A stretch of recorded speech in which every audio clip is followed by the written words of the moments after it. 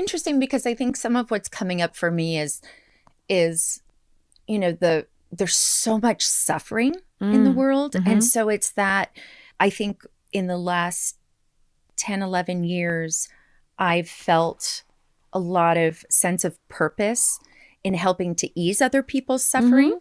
And in a way that the pleasure and the suffering, they sort of not go together, but they're the opposites. And so it's that sense of can we live in a world that's about more pleasure when there's so much suffering? Or does orienting towards that life of pleasure But I don't think, change? if you look at the way that I live my life, there's no lack of advocacy. But I find I take pleasure in using my life in a way that is meaningful and purposeful. I take pleasure in being stimulated. That is one of the things that lights up my brain, is working out how to fix the puzzle and working out how to, like I said, my obsession is people. So I am a full-time advocate.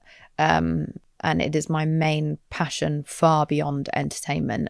But that is something that I consider I'd much rather spend my time doing that than punishing my body for not looking like a 14-year-old paedophile's dream. I am just happier to use my brain in the way that it was actually built. So I consider that important, but also I think it is imperative, and I think most great social justice activists throughout history have always said that you must maintain balance.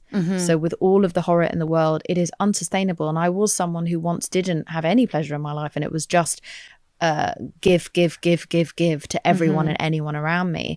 And I found myself barren of any energy, and then I had a nervous breakdown, and then I got really sick. So it's not sustainable, and then I wasn't able to help anyone. So you must live a life in which you salvage the good and the joy wherever you can, and not feel guilt about it unless it's at someone else's expense. Because otherwise, what good are you to anyone when you're just a husk